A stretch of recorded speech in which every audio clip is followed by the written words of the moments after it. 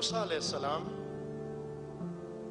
جب قوم کو بنایا، تیار کیا، وہ محنت کی، مشقت کی، اور فرعون جیسے دشمن کے ساتھ جا کے ٹکر لی، اور اس کے بعد قوم کو اس ہلاکت سے نجات دی، قوم کو خدا کا راستہ دکھایا، شعور دیا. پھر اس کے بعد اب جب اعتماد کیا کہ قوم ایک ایسے سطح پر پہنچ گئی ہے کہ شاید ابھی چند دن تک میرے بغیر رہ سکے، 30 دن شاید میرے بغیر رہ سکے، 30 دن کا فاصلہ. اب طور پہ گئے، خدا من تبارک و تعالیٰ کی بارگاہ میں حاضر ہوئے. وہ 40 راتوں میں بدل گئی، وہ 30 راتیں 40 راتیں ہو گئی. 40ویں دن جب حضرت موسیٰ واپس آئے، قوم کی حالت کیا دیکھی؟ خدا پرست قوم گوسالہ پرست بن چکی تھی 40 دنوں میں. موسیٰ نے شعور دیا قوم کو. فرعون خدا بنا ہوا تھا، فرعون کی خدائی سے نجات دے کر خدا کی خدائی میں قوم کو پہنچایا. اتنا شعور بلند کیا. 40 دن کی فقط فرصت ملی اس قوم کو، اور یہ دوبارہ گوسالہ پرست ہو گئی، گاو پرست ہو گئی یہ قوم. اس لیے کہ ان فرصتوں سے جو بڑے ماہر لوگ ہوتے ہیں، فرصت طلب اور فرصت جو لوگ، موقع پرست لوگ، وہ ان موقعوں سے خوب فائدہ اٹھاتے ہیں. انسانیت کے شکاری بے شعور قوموں سے خوب فائدہ اٹھاتے ہیں، جن میں سے سامری اس طبقے کا ایک نمونہ ہے، ایک ماڈل ہے. یہ سامری کو ایک فرد نہ دیکھیں، سامری ایک طبقہ ہے، طبقہ سامری، صنف سامری. اس طرح فرعون ایک فرد کا نام نہیں ہے. فرعونیت ایک طبقہ ہے جو ہر زمانے میں ہے، آج بھی ہے. اسی طرح سے سامری اور سامریت ہر زمانے میں ہے، آج بھی سامری بھی ہے اور سامریت بھی ہے. شکلیں مختلف ہیں، چہرے مختلف ہیں، زمین الگ ہو گئی ہے، زمانہ مختلف ہو گیا ہے، ورنہ سامری وہی سامری ہے، سامریت وہی سامریت ہے.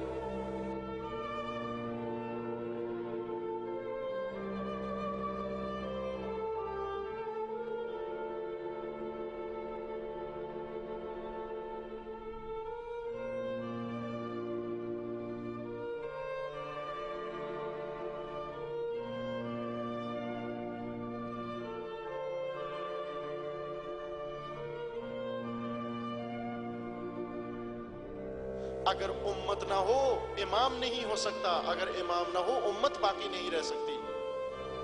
اور ایک نمونہ اس کا یہاں پر آپ دیکھ رہے ہیں کہ ایک امام نے امت کو 40 دنوں کے لیے چھوڑا اور اپنا نائب و وزیر بھی مقرر کر کے گیا وہ امام. لیکن جب واپس آیا تو دیکھا کہ یہ قوم سامری پرست اور سامری کی پیرو ہے. سامری کون انسان ہے؟ سامری کا کردار کیا ہے؟ سامریت کون سا طبقہ ہے؟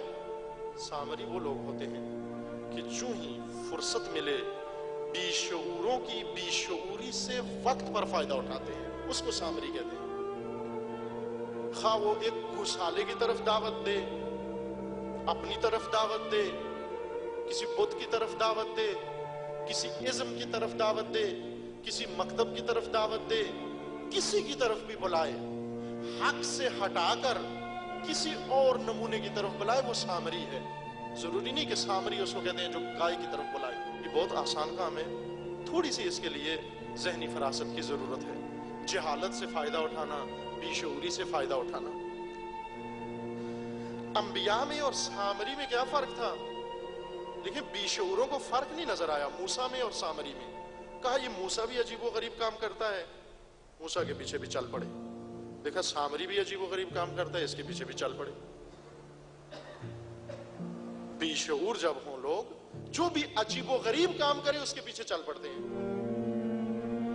جو بھی تھوڑا اونچا بولے اس کو سمجھتے ہیں حق میں جانب ہے، جو بھی ذرا چڑھ کے بولے وہ سمجھتے ہیں حق میں جانب ہے.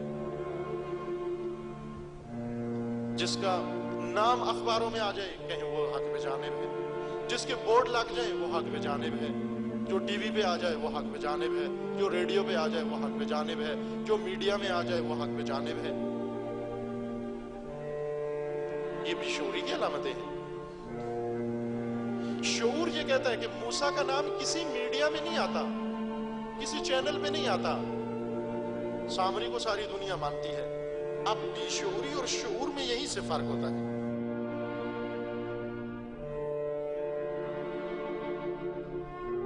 40 راتوں میں سامری 40 راتوں کو غنیمت سمجھتا ہے بیشعور قوم کے لیے.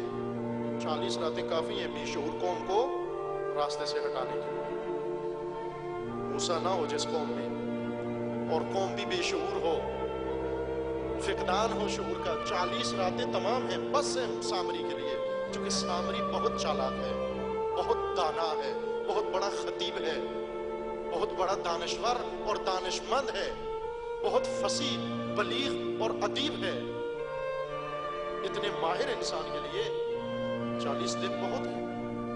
جب سامری کے لیے 40 دن اور 40 راتیں بہت ہیں, تو 1400 سال میں تو سامری, اور کتنے سامری کیا کچھ نہیں کر سکتے؟ کیا آپ یہ سمجھتے ہیں کہ 1400 سال میں کوئی سامری نہیں اٹھا, کوئی سامری پیدا نہیں ہوا, کسی سامری نے کوئی بت نہیں بنایا, کسی سامری نے کسی اس موسیٰ کی اس غیبت سے فائدہ نہیں اٹھایا, اور قوم کو مورتیوں کے پیچھے نہیں لگایا, اور امت کو قوم میں نہیں تبدیل کیا, اور دین کا راستہ نہیں بدلا, اور لوگوں کو دوسرے راستوں پہ نہیں چھوڑا. سامری کا بت بہت مقدس بت تھا.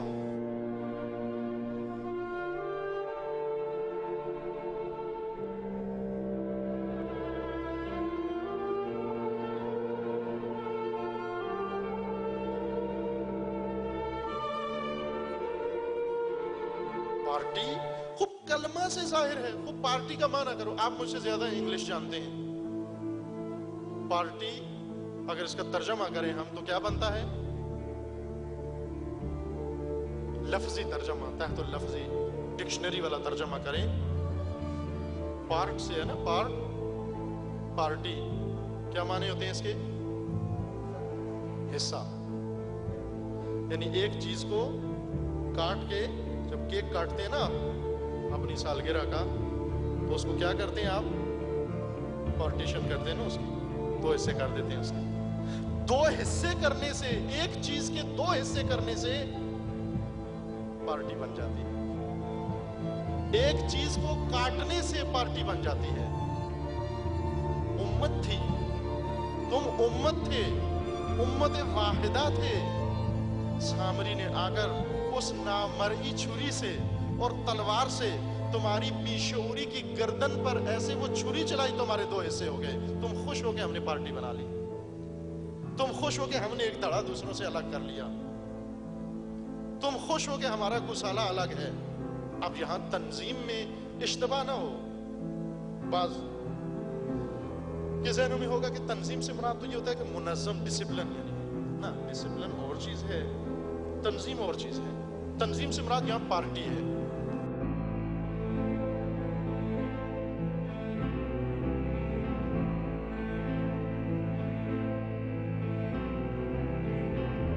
جب موسیٰ آئے گا تو دیکھے گا ہم کدھر ہیں. ہمارے ہاتھ میں جھنڈے دیکھے گا, ہمارے بینر جب دیکھے گا, ہمارے پوسٹر جب دیکھے گا, ہماری جب محفلیں دیکھے گا, وہ موسیٰ جب ظہور کرے گا.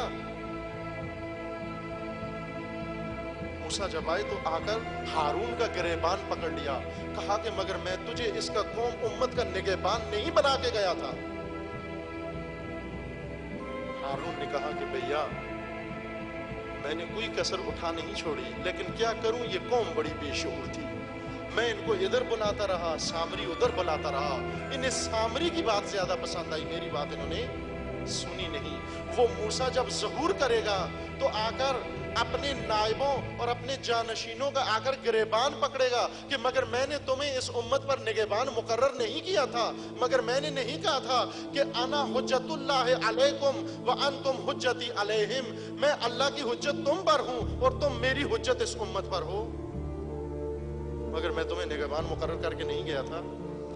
پھر یہ ہارون اس موسیٰ سے اپنا گریبان چھڑوائیں گے. کیسے؟ کہیں گے اے موسیٰ زمان, اے بت شکن, اس میں ہماری کوئی کوتاہی نہیں ہے.